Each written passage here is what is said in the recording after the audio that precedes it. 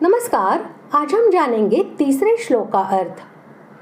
अपने समग्र रूप के ज्ञान विज्ञान को कहने की प्रतिज्ञा करके अब भगवान अपने उस स्वरूप को तत्व से जानने की दुर्लभता का प्रतिपादन करते हैं।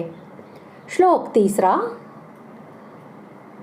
मनुष्याणां सहस्रेषु कश्चिद्यतति सिद्धये यततामपि सिद्धानां कश्चिन्मां वेत्ति तत्वतः।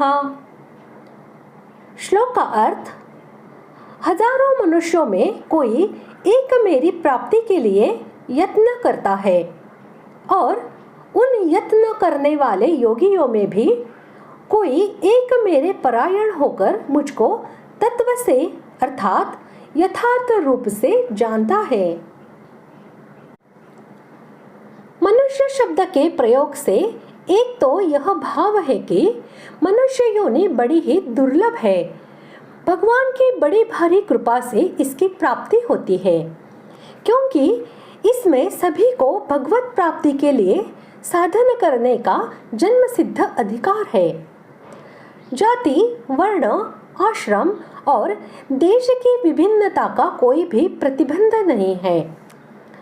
इसके सिवा एक भाव यह भी है कि मनुष्येतर जितने भी योनियां हैं उनमें नवीन कर्म करने का अधिकार नहीं है, इसलिए उनमें प्राणी भगवत प्राप्ति के लिए साधन नहीं कर सकता।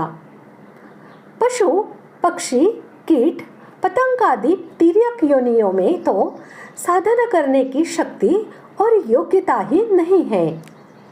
देवादि योनियों में शक्ति होने पर भी वे भोगों की अधिकता और खास करके अधिकार न होने से साधन नहीं कर पाते।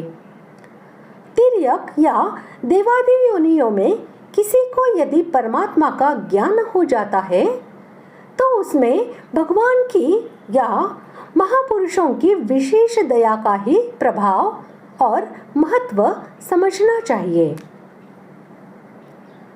हजारों मनुष्यों में कोई एक ही भगवत प्राप्ति के लिए साधन करते हैं। इसका कारण यह है कि भगवत कृपा के फलस्वरूप मनुष्य शरीर प्राप्त होने पर भी जन्म जन्मांतर के संस्कारों से भोगों में अत्यंत आसक्ति और भगवान में श्रद्धा प्रेम का अभाव या कमी रहने के कारण अधिकांश मनुष्य तो इस मार्ग की ओर मुंह ही नहीं करते। जिसके पूर्व संस्कार शुभ होते हैं, भगवान, महापुरुष और शास्त्रों में जिसकी कुछ श्रद्धा भक्ति होती है तथा पूर्व पुण्यों के पुंज से और भगवत कृपा से जिसको सत्पुरुषों का संग प्राप्त हो जाता है, हजारों मनुष्यों में से ऐसा कोई विरला ही इस मार्ग में प्रवृत्त होकर प्रयत्न करता है।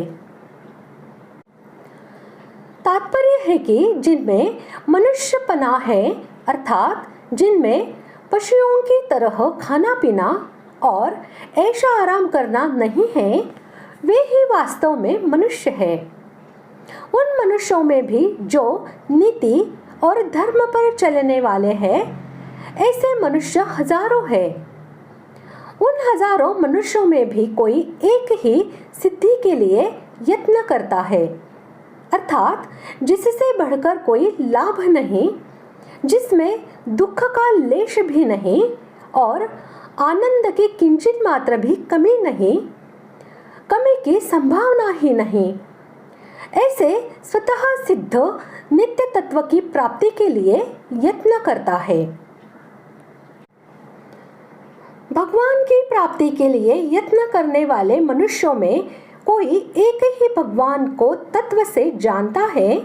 इसका कारण यह है कि पूर्व संस्कार, श्रद्धा, प्रीति, सत्संग और चेष्टा के तारतम्य से सबका साधन एक सा नहीं होता।